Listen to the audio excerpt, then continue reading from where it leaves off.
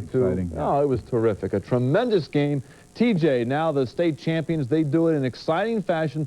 34-32 over Montbello. Of course, they celebrated today, and as Marcia Neville reports, they built towards today's celebration all season long.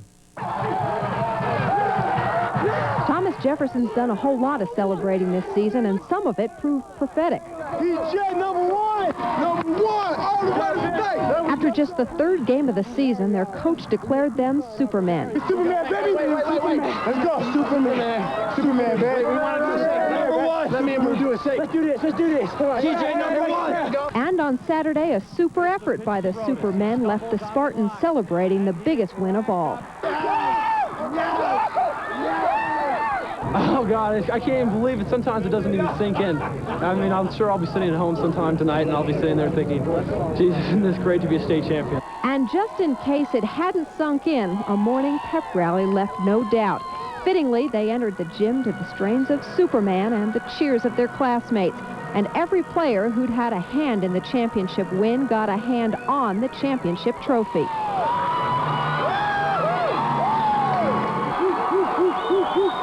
They thanked the cheerleaders, they thanked the band, and most of all, they thanked their fans.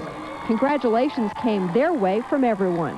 The Supermen state champions of Thomas Jefferson High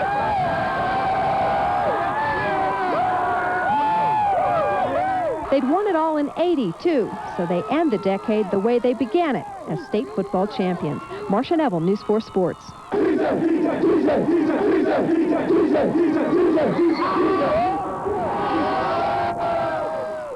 It's TJ.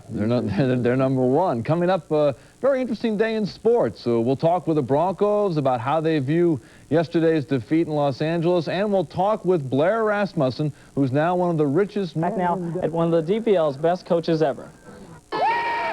We have the guys that, you know, are just ordinary players that wanted to work.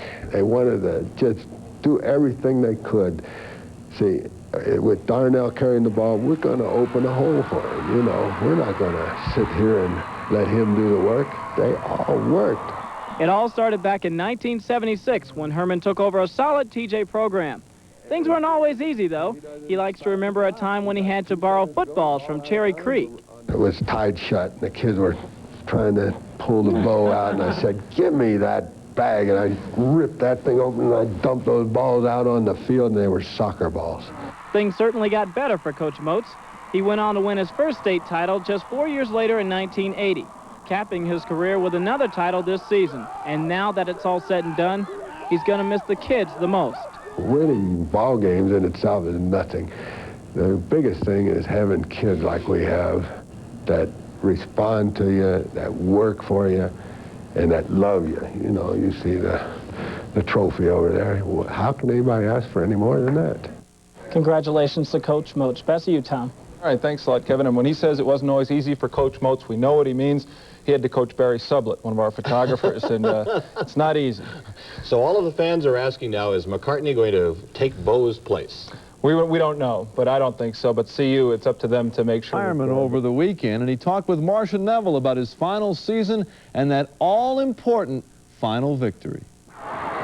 Thomas Jefferson football bracketed the decade with state championship celebrations. The first came in '80 after they beat Cherry Creek, and the second came just 2 weeks ago when they held off Montbello. And although he wasn't telling at the time, everyone had a feeling we'd seen the last of Coach Herman Moats. We've seen you coach your last game. Yeah, I knew I was going to stop coaching at that time, but I just wanted the people to talk about the football game and not about me. That's all. Moats walked the sidelines at TJ for 20 years, and as head coach, he quietly took his teams to the playoffs all but 2 of his 14 seasons. What kind of coach is he? Incredible. I don't think I've ever looked up to anyone as much as I've looked up to Coach Moats.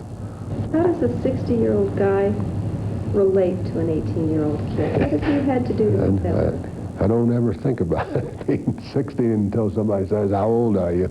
I didn't think he was that old. I mean, he's big and he's active. He walks to and from practice. He felt worn out after '88, so he took up walking and lifting between seasons. Moats wanted to coach his very best one final year, and his entire staff and team followed his lead. It was just, you know, it's good when you work and it pays off. At Thomas Jefferson, the payoff for 14 years has been playing for Coach Herman Moats. Coach Moats is kind of, in my mind, he's kind of what TJ is.